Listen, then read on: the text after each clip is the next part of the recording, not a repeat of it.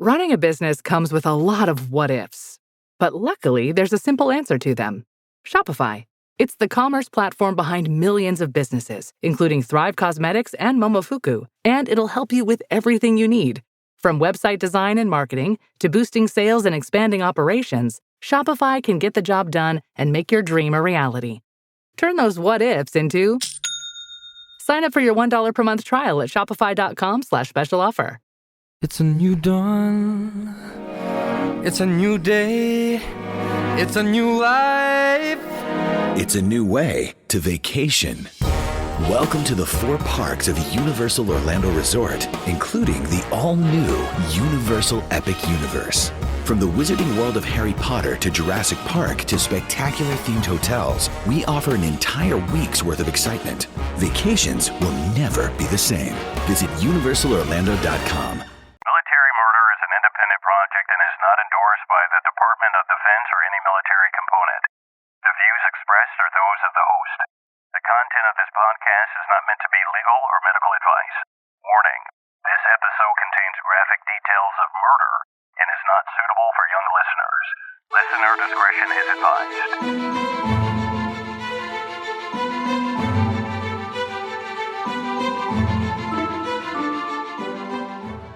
Welcome back, True Crime Army. I am your host, Margot, and this is Military Murder, a show where I focus on crimes committed by military members and veterans. But don't worry, you don't have to know anything about the military to listen, I promise. You just have to be a true crime enthusiast, and if that's you, welcome home. All right, so I just want to apologize a little bit for my voice. I am still a little bit sick, but I wanted to get this episode out to all of you, so here I am. Welcome to November, my friends. So what does November remind you of? For me, it's Thanksgiving. Yum. I love me some sweet potato casserole and some baked ham and some turkey, of course. But listen, November is known for something else in the military. The United States Marine Corps Birthday, that's right. And that's usually accompanied with a big, giant Marine Corps ball. And if you know the Marines, they do it big.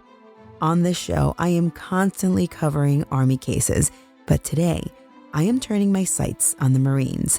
And oh, what a tragic story I have for you today. This episode does contain graphic depictions of brutal murder and a crime involving sexual violence, so listener discretion is advised. I also want to give another disclaimer, a disclaimer that's not very common. This case contains discussions of racial discrimination in the workplace. This conversation may involve one person feeling that someone is racist, while other minorities in the workplace do not feel the same way.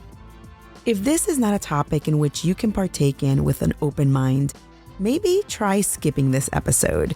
And if you feel the need to listen and you don't agree with what was said, understand one thing: I am only relaying history. Join me today as I bring you the story of Lieutenant James Lotz and his wife, Joan. Now, let's dig in.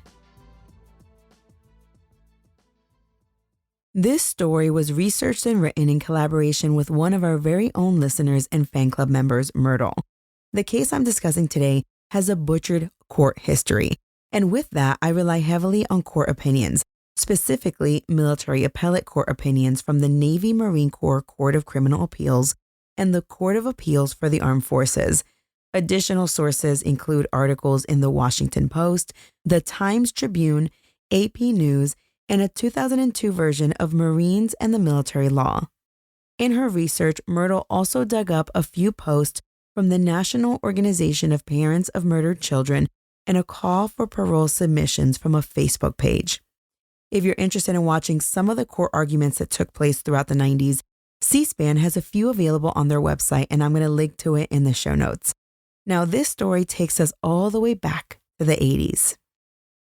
In January 1985, a 19-year-old Marine named Ronnie A. Curtis, originally from Wichita, Kansas, reported to Camp Lejeune, North Carolina. Here we go again. More North Carolina cases. I can't get away from it. Ronnie was the newest member of 3rd Battalion, 2nd Marines, 2nd Marine Division, where he was assigned as a supply administrative clerk. Since he was single, he was assigned to the barracks and he had a roommate. Ronnie Curtis didn't come from the best of homes. At the age of 2, he was adopted, but reports indicated that Ronnie's new home was far from the loving home that you expect to be adopted into. Ronnie's adoptive father was both physically and verbally abusive. He often called him names. He whipped him with a horsewhip. I mean, like many, Ronnie dreamt of getting away from all of this, and he did when he ran away to the Marines. Maybe this would be the place where he would finally feel accepted. The officer in charge of Curtis's section was 26-year-old First Lieutenant James F. Lotz, and this was the battalion supply officer. Lieutenant Lotz lived on base on Camp Lejeune with his wife, Joan, who was also 26. Ronnie and Curtis, they worked together for the better part of 2 years. But then Ronnie got himself into some trouble. On April 14th, 1987, it was well after midnight, and 21-year-old Ronnie was drunk after spending the night drinking Mountain Dew and gin with his roommate. He was behind the wheel of a 1985 red Ford Tempo, and he was heading from Camp Lejeune to Wilmington. But he was so tired and drunk that his eyes just kept closing, when little by little, he dozed off. He was awakened when the car that he was driving veered off into a ditch. Ugh. Well, that will wake you. Nearby, a state patrolman saw the wreck, which thankfully was just a one-car accident. The cop asked Ronnie if he was okay, and Ronnie said yes, and he relayed that the car he was driving wasn't his own. It was actually his lieutenant's, Lieutenant Lotz. The patrolman asked, well, does he know his car was in a wreck? And Ronnie looked at him and he said, no, and he won't because he's dead. The officer looked confused. What in the world was Ronnie talking about?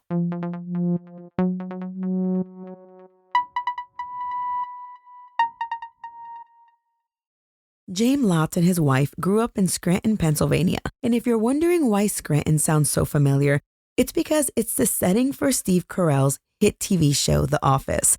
So many people thought that Scranton was a made-up city for the show, but it isn't. It's a real place, and it's where James and Joan were from. According to reporting by Chris Kelly for the Times-Tribune, James grew up on Gibbon Street. He graduated from Scranton Central High, and he obtained a business degree from the University of Scranton. Joan, well, she was a stunner. She was one of 12 kids born to Bill and Ann Rose Halpin. There were 8 girls and 4 boys. And her father, Bill Halpin, he was an investigative reporter for the Scranton Times. According to reporting by Chris Kelly, Bill was a big deal. He helped expose a huge airline drug ring. He broke the news on heiress Patty Hearst's whereabouts. She was a fugitive, in case you were wondering. And he even interviewed a mob boss by the name of Russell Buffalino. And for those of you who are nosy like me, I had to Google it, right? So Buffalino was the mob boss of the Northeast Pennsylvania Mafia family, and he was head honcho for 30 years. But anyway, I digress. I guess that's for another case. Yes, Joan's dad was a badass. Joan grew up on North Irving Avenue, and she graduated from Bishop Hannon, is it Hannon or Hanan? I'm probably wrong, high school, and she attended Lackawanna Junior College and East Stroudsburg University. She was an athlete, a singer, and a musician. After college, she worked as a teacher and a basketball coach, and then she even worked for UPS. So she kind of did a whole bunch of stuff. Before leaving Scranton in 1985, Joan won the Coastal Plains 2A Basketball Conference Coach of the Year award in Scranton. At Camp Lejeune, Joan was a high school teacher, and she was also a basketball coach. The lieutenant and his wife, they didn't have any kids, but they actually met a young man who was down on his luck when his parents up and left to Ohio. James and Joan, they welcomed this young man into their home, letting him stay there for about 3 months. And the young man even helped Joan coach the high school basketball team. So the young couple, they found themselves a little bit away from home in North Carolina. And as many of you know, military members, they tend to get close with the people they work with because that's the closest thing to family. The supply section at Camp Lejeune was no exception. The lieutenant and Ronnie Curtis, they worked together, as I mentioned earlier, for 2 years. During that time, the lieutenant and Joan, they would host tons of barbecues at their house on post. Curtis knew the Lotzes very well, and he was familiar with their house. Besides going to the Lotzes' house socially, sometimes he'd have to drop by the house for work-related issues. Now, there's always a risk in the military, right, of blurring the line between enlisted and officers. And just a quick side note for non-military listeners, officer members and enlisted members are not allowed to fraternize outside of work with each other, meaning officers should not be hanging out with enlisted members on like a friend-to-friend basis.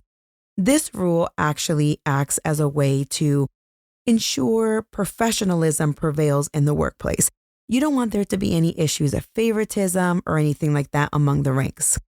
But in this case, by all accounts, Lieutenant Lotz's open invitation to the gatherings at his house were allowable since no one was excluded. He let everyone come over.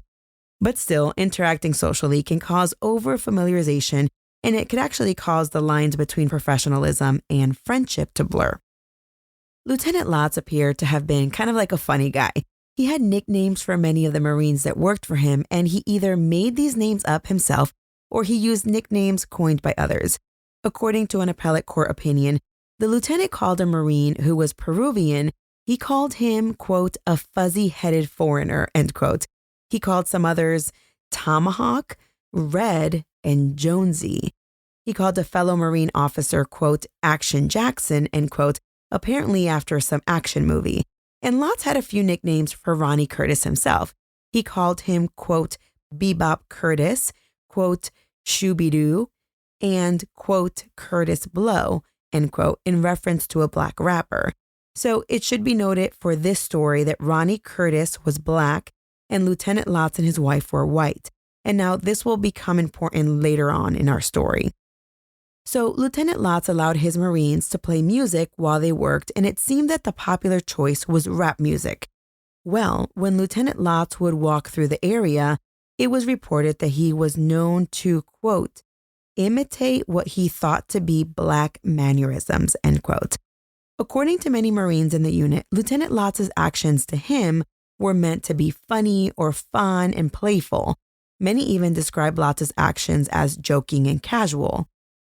Lotz used the nicknames in jest, and he didn't think anyone took offense to them. But unbeknownst to him, one of his Marines took offense, and it was Ronnie Curtis. He took great offense to it, and he perceived that Lieutenant Lotz was insensitive towards people of color. Quite honestly, Curtis thought Lotz was a racist. There were times when Lieutenant Lotz was trying to get Curtis's attention, and when he was unsuccessful, Lieutenant Lotz would actually snap his fingers at Curtis to get him to kind of like snap out of it and, get with the program. Well, Curtis took offense to this finger snapping, and the lieutenant's actions, they were making Curtis's blood boil. Curtis wasn't the only one who perceived the use of nicknames as negative, though. During an inspection of the supply section, Lieutenant Lotz was called out by a senior evaluator for using nicknames instead of properly using the Marine's rank and last name, and Lotz was told to knock it off.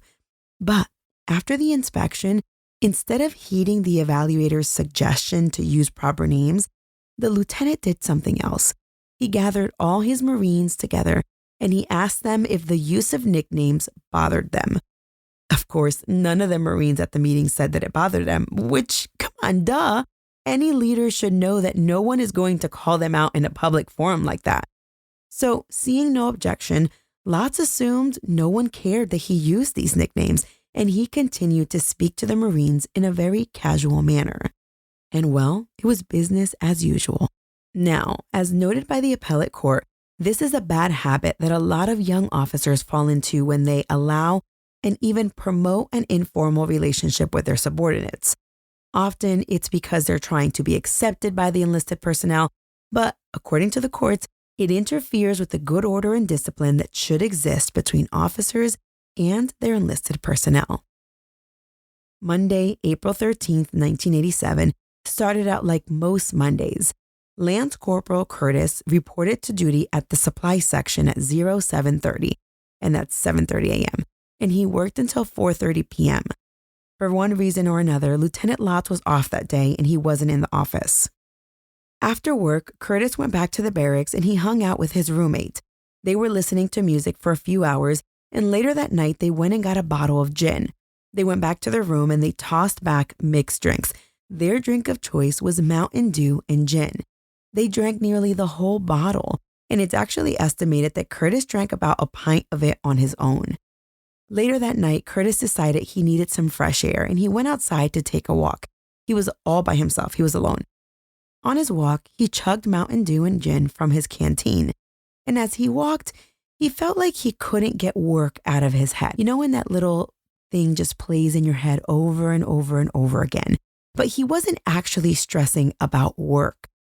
He was stewing over his perceived treatment by Lieutenant Lotz.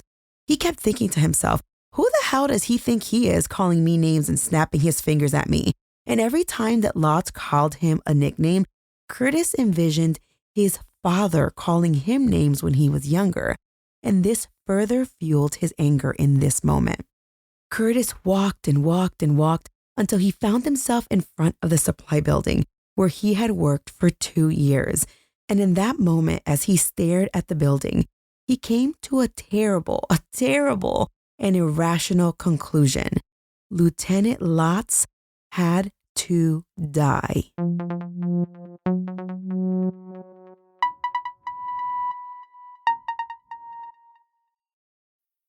Fellas, you know Degree Cool Rush deodorant, right? Well, last year they changed the formula, and guys were mad about it. One dude even started a petition. So guess what? Degree heard us, admitted they messed up, and brought the original Cool Rush scent back exactly how it was. And it's in Walmart, Target, and other stores now for under $4. So grab some and remember why its cool, crisp, and fresh scent made it the #1 men's antiperspirant for the last decade. Degree Cool Rush is back, and it smells like victory for all of us. Did you know that parents rank financial literacy as the #1 most difficult life skill to teach? Meet Greenlight, the debit card and money app for families. With Greenlight, you can send money to kids quickly, set up chores, automate allowance, and keep an eye on your kids' spending with real-time notifications. Kids learn to earn, save, and spend wisely, and parents can rest easy knowing their kids are learning about money with guardrails in place. Try Greenlight risk-free today at greenlight.com/Spotify. Curtis wasn't exactly sure how he was going to kill the lieutenant, but then he remembered that the supply building was stocked with K-bar knives. Remember the Gainesville Ripper from episodes 81 and 82? Well, a Marine Corps K-bar was the same type of knife that Danny Rowling used to carry out his vicious murders. K-bar knives have a long history in the U.S. military, specifically the Marine Corps, going back over 100 years. Now, the K-bar has a 7-inch double-edged blade, and it is deadly. Well, this would be Curtis's weapon of choice, but first he had to get his hands on one. So Curtis came up with a plan. Curtis broke into the vacant building through a window. Remember, it's nighttime now. And he proceeded to pick the padlock on the security gate, and that's when he helped himself to a knife. The entire time that he's doing this, remember, he was stewing over all of the ways he felt that Lotz had wronged him. And as he passed a computer on his way out, he knocked it over. The court would later opine that Curtis did this because Lotz had implemented a new rule where people couldn't play computer games at work. And this really ticked Curtis off. Curtis then climbed back out the window and looked around to make sure no one saw him. He knew he would have to kill anyone that saw him there. It's at this point that Curtis believed in his mind that he had gone too far into the commission of this crime to go back now. But come on, you broke into a building and you stole a knife. Big whoop. It's really not as bad as murder, you know? Anyway, Curtis walked back to his barracks room to get a pair of gloves because every good criminal needs some gloves, right? I mean, talk about premeditation though. And remember, that's going to be important for later. Back at his room, Curtis topped off his canteen with more Mountain Dew and gin. He was feeling, kind of woozy and kind of lazy at this point. So he asked one of his buddies, Lance Corporal Moore, if he could borrow his car. Mind you, Curtis is wasted, and his friend sternly told him, no way, Jose. Well, disgruntled, Curtis left the barracks, but not before stealing a bike from a bike rack. The lieutenant's house was 1.5 miles away, and he just didn't want to put in that type of work by walking or running or whatever. While on the bike ride to the Lotzes, Curtis again thought to himself, dang, am I really going to do this? But he told himself that he had come too far to turn back now. Sometime after midnight, Curtis arrived at the Lotz's house. He realized that he needed a good reason for the Lotz's to let him in at this hour. So he came up with a ruse. He stashed the bike in the backyard, hid the knife in his waistband, and he walked around the house, basically casing it to see if anyone else was there. He went to the front door and he knocked. And he waited. And within a couple of minutes, Lieutenant Lotz answered the door. Frantically, Curtis told him that he and a fellow Marine named Red from the supply section had been in a car accident and Red needed help. Lieutenant Lotz immediately opened the door and he let Curtis in. The lieutenant grabbed the phone and started to call the military police. But just as he picked up the phone and was distracted, Curtis struck. He pulled the K-bar from his waistband and he plunged the knife into Lieutenant Lotz's chest. Lotz tried to get away and managed to get a chair between himself and Curtis, yelling for his wife. Curtis made it around the chair and he stabbed him a second time. This time, he stabbed Lotz in the back, causing the lieutenant to collapse to the floor. Joan, at this point, she heard her husband, she heard the commotion, and she came rushing out of the bedroom wrapped in a blanket. She ran to her husband's side as she realized what was happening. She turned to Curtis, kicking at him with her bare feet, and she angrily shouted at him, asking what they had ever done to him.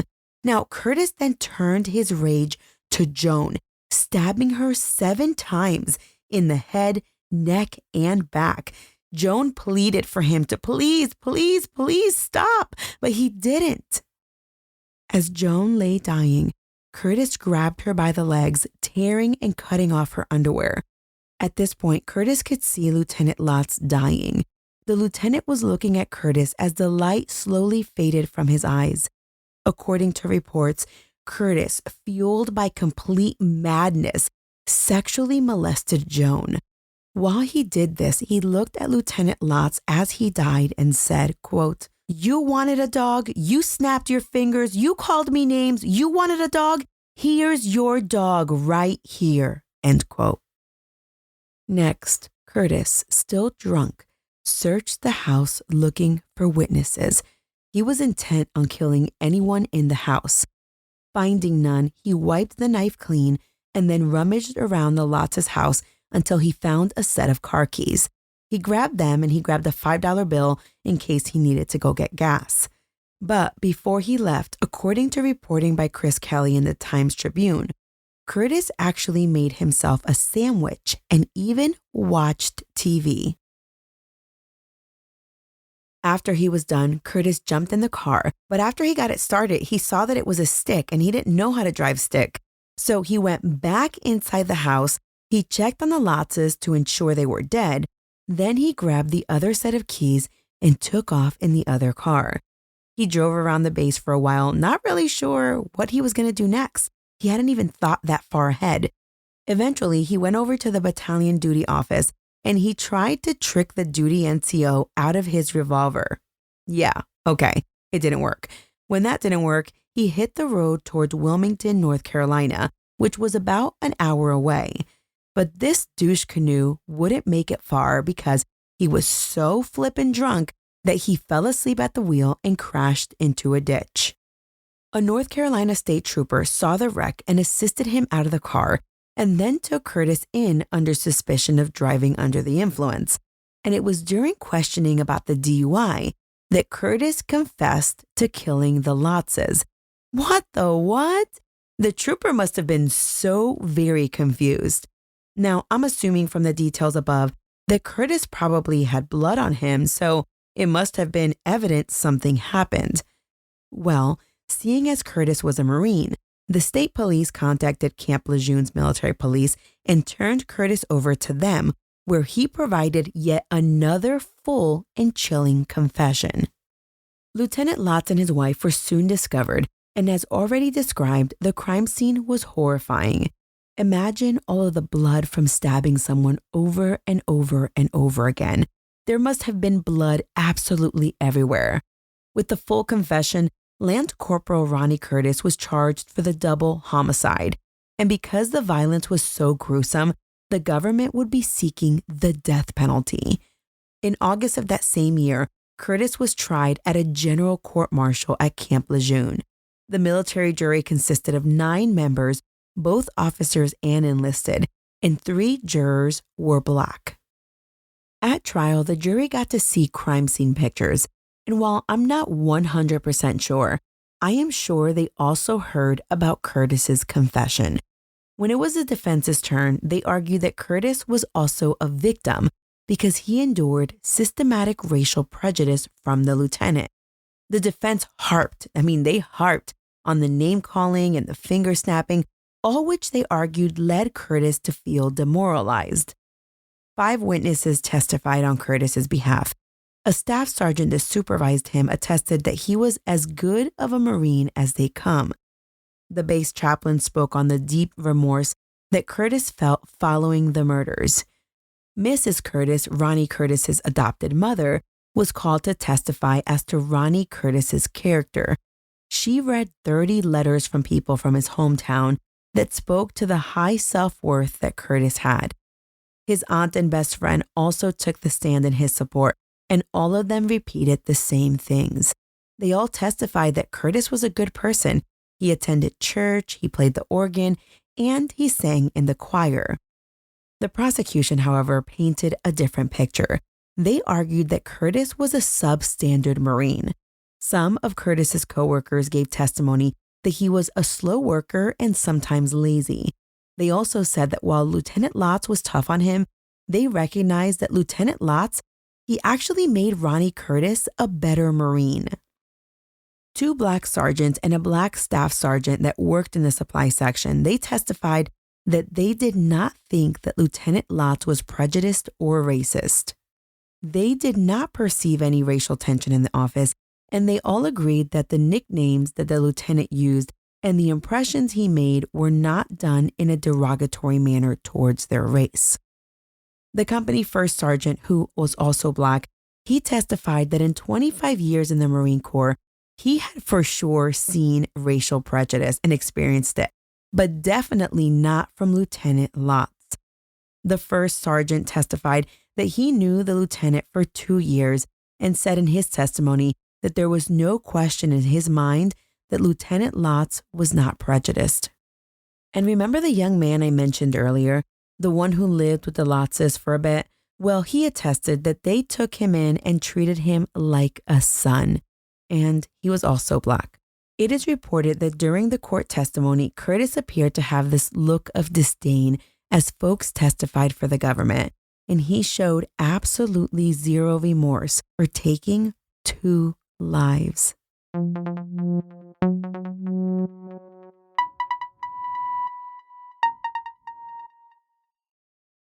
After it was all said and done, Lance Corporal Ronnie Curtis was convicted of 2 counts of premeditated murder.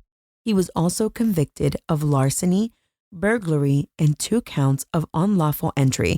Because remember, he went into the house the first time when he killed the Lotzes, and then a second time when he exchanged the car keys.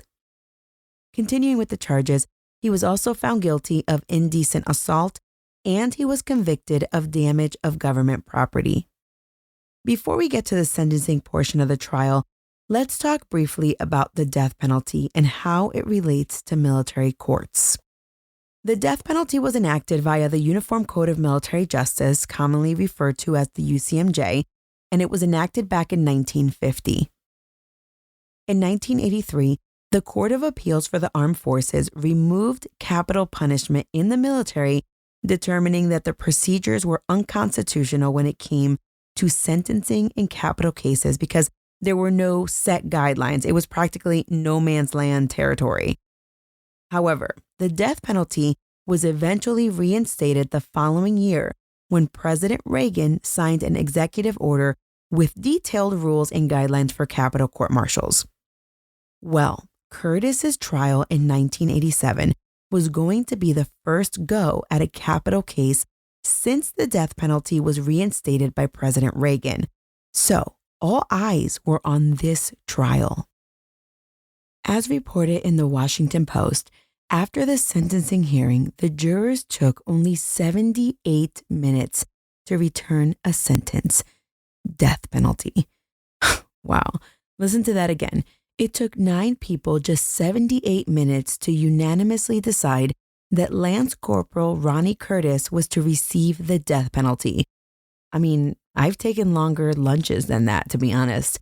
And to top it off, this was a record time from murder to sentence, from like the commission of the murder to when the guy was sentenced. As reported by the Washington Post, the entire process from the date that the Lotzes were murdered in April to the date that Curtis was sentenced in August, it was only 115 days. Well, that was all she wrote, right? I mean, wham, bam, thank you, ma'am.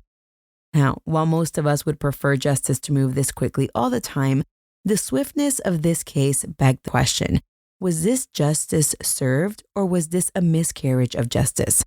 And it wouldn't be long until we would hear arguments on both sides of this case, because with death penalty cases, there are appeals up the wazoo, which there should be, right? You never want to get it wrong, especially not in a death penalty case. After trial, Curtis was escorted to Fort Leavenworth in Kansas to serve out his sentence and continue his appeals. Now, let's talk a little bit more about the death penalty for just a minute. It is an extremely divisive subject, and not every state has the death penalty. According to the National Conference of State Legislatures, capital punishment is authorized in 27 states, the federal government, and the U.S. military. And some trivia for you, do you know which state was the most recent one to abolish the death penalty? Virginia.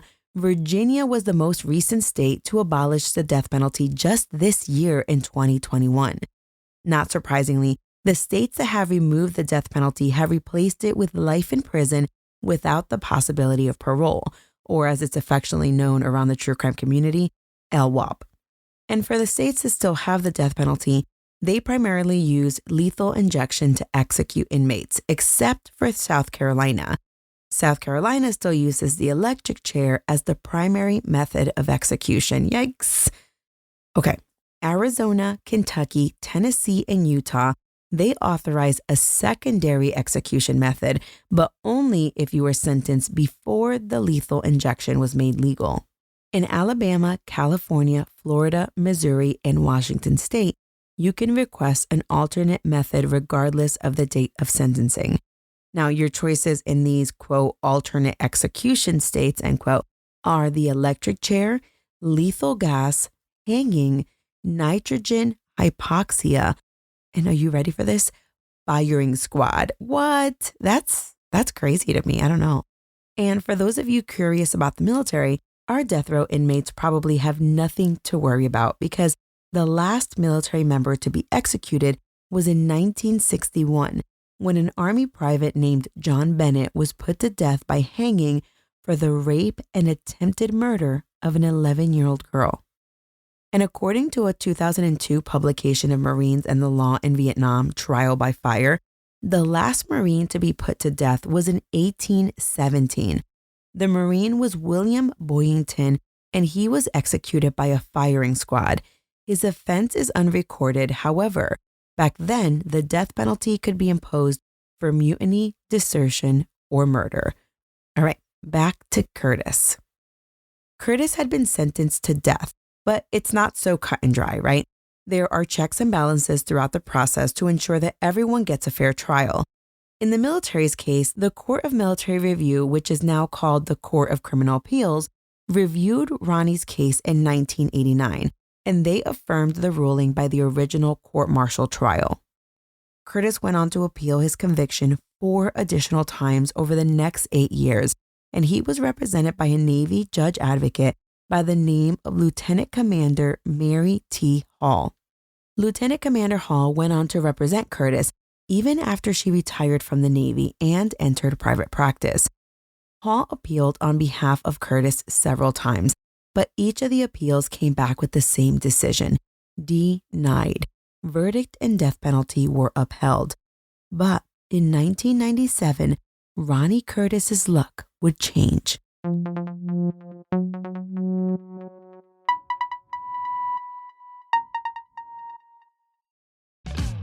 You want the best for your vision, and that starts with where you go.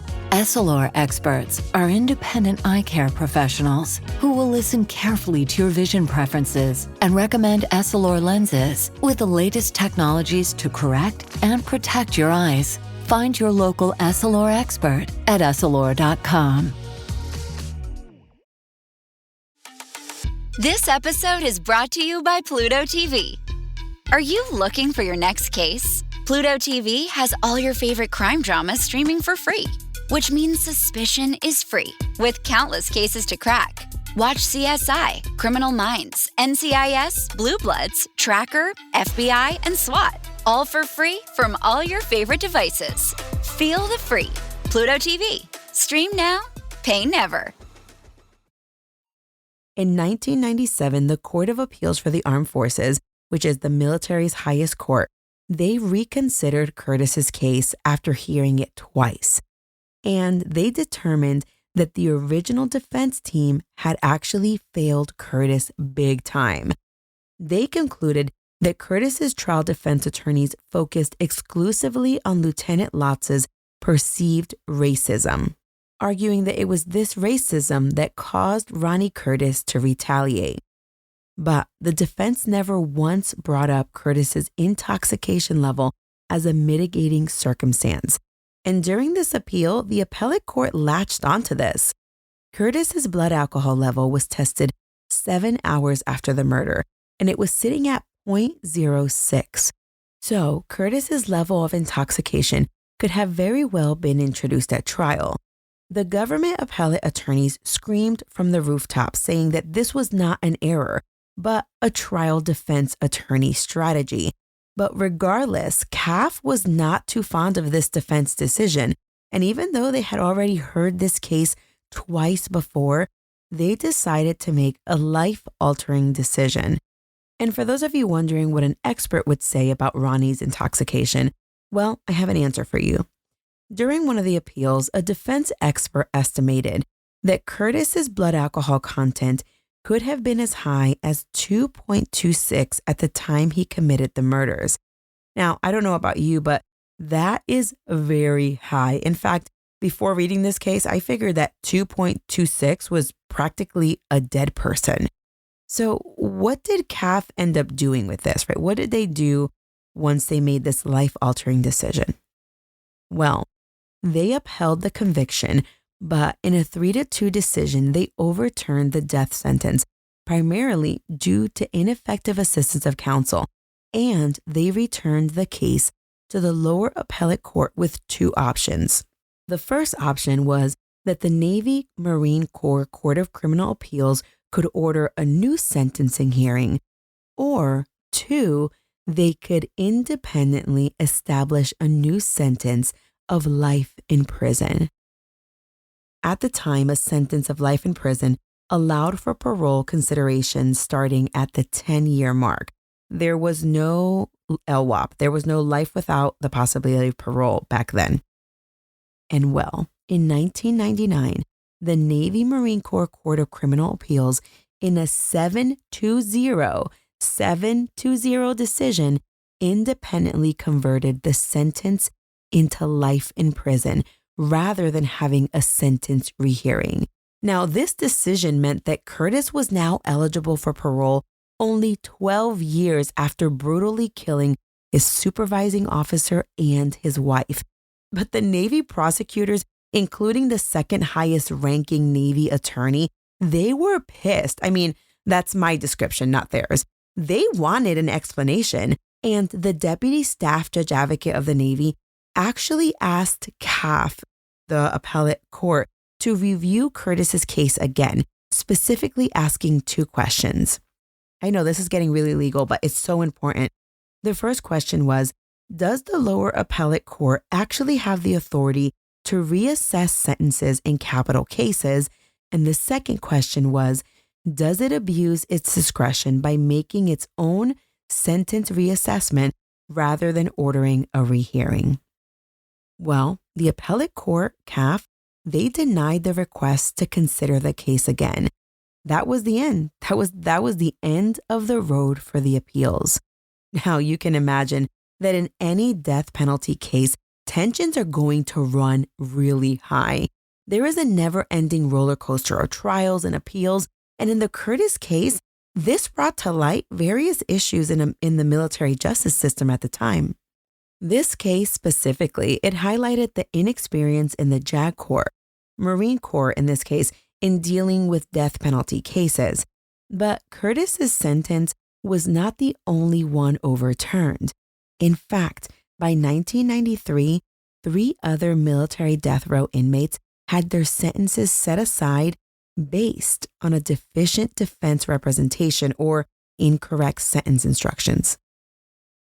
After Curtis's sentence was overturned, well, the Lotz family had a very emotional response.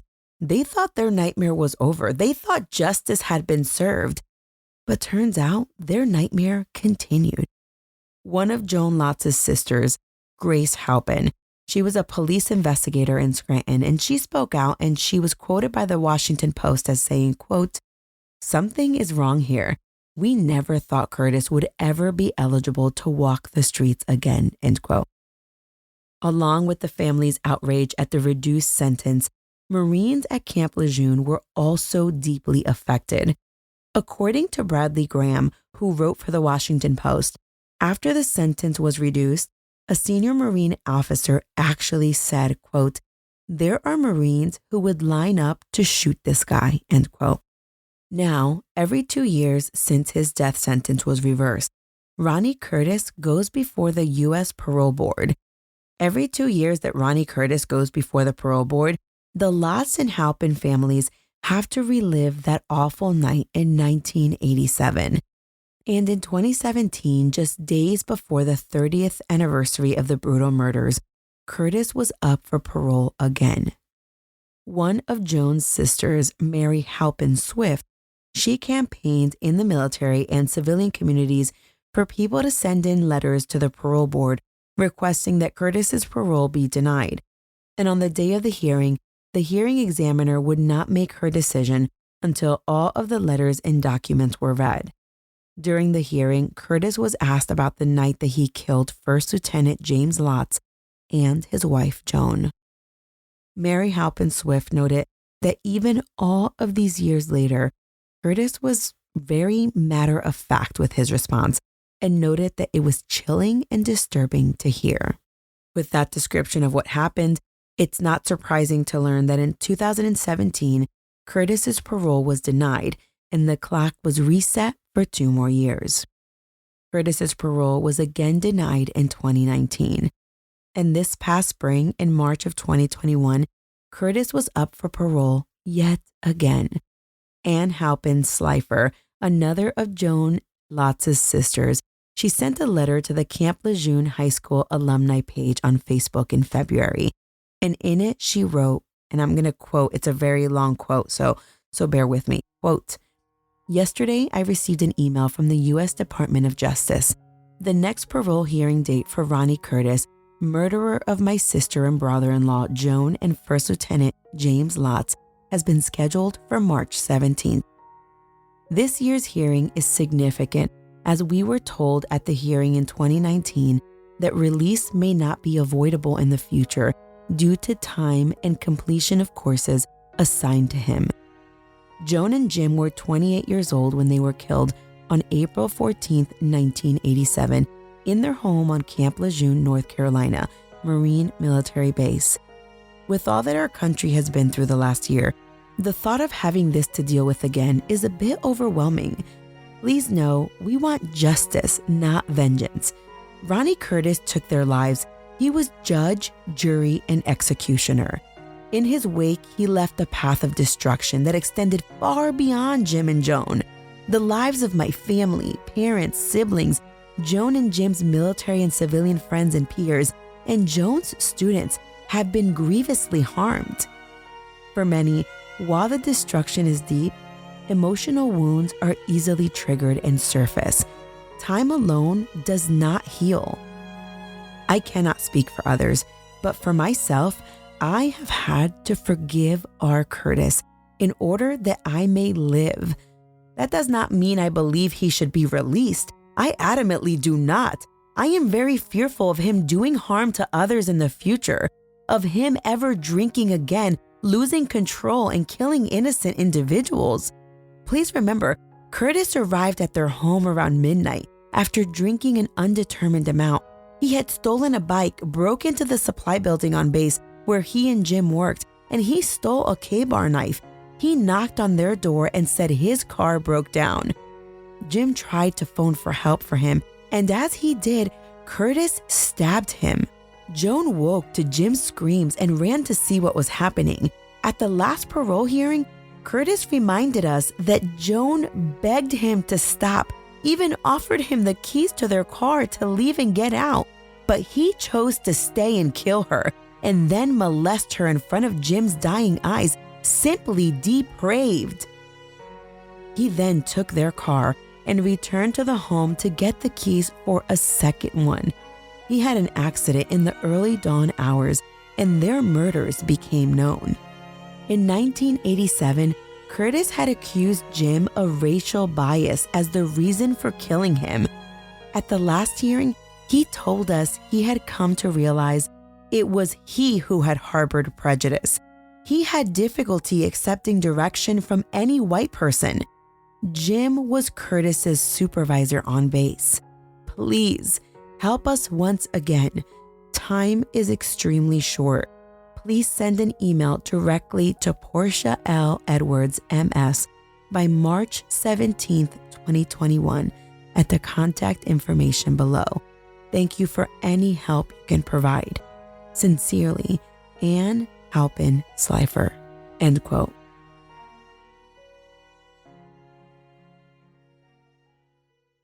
The 2021 parole hearing took place in Marion, Illinois Federal Prison. Ann Halpin Slifer and her husband attended in person with another Halpin sister, Bernadette, and her daughter, Abby. At least 8 other family members and friends participated virtually from locations around the country, including Scranton, Pennsylvania, San Francisco, California, and Raleigh, North Carolina. After the hearing, everyone waited with bated breath. Would this monster be released? Would he walk among us again? A relieved Ann reported in the National Organization of Parents of Murdered Children's summer newsletter that parole had been once again denied and that the volumes of letters that had been sent in made a difference. They have already received notice of the next parole date, which will be in March of 2023, when they will relive the nightmare all over again. Every 2 years, these families have to fight to keep Curtis in prison where they feel that he belongs for the rest of his life. And to add insult to injury, Ann was informed that each time they have a hearing, the only information relied on for the decision is what has been provided since the last hearing. Her plea for continued support from family and friends and the public, it endures. Ronnie Allen Curtis is now 56 years old. According to the Bureau of Prisons database, Curtis is currently being held at the Marion U.S. prison. Joan Lotz's parents have since passed. Her dad, Bill, he died in 1992. Her mom, Ann Rose, died in 2013 after losing her battle to Alzheimer's. So while they're unable to fight for their daughter's killer to remain behind bars, rest assured that Joan Lotz's family will continue to attend the parole hearings. According to Chris Kelly's reporting for the Times-Tribune, Tom Halpin, Joan's brother, has said about determination, "We are, quote, determined to haunt her killer to his grave," end quote.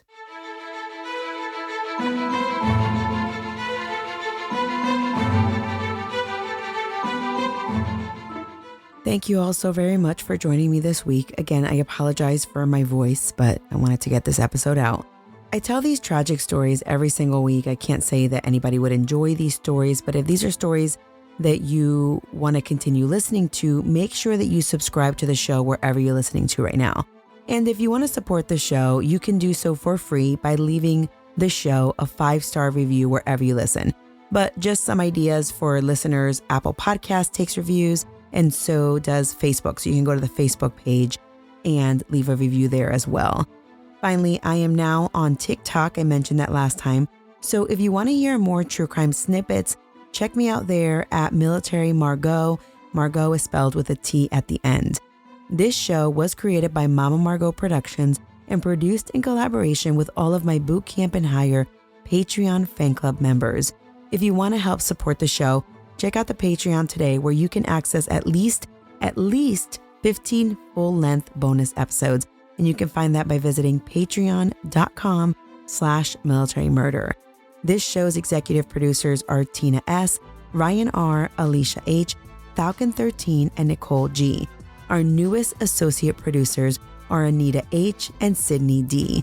Our newest assistant producers are Kelly N., Alyssa R., Tanique L., Tiffany W., Nora U., Steph D., Jamilia, and Evelyn B. The music was created by Ty Alps. And I just want to give a shout out to all of our newest fan club members from October. In addition to our new producers, thank you and shout out to Jamie L., Daniel L., Marnita W., Travis S., Jenna A., Shervard R., Melanie, Danielle, BX Wanda, Elia F., Maida F., and Nina N. Until next time, remember, you never really know what someone is capable of, so remain vigilant always. You have a fabulous week, and I'll keep digging to bring you another military murder story next week.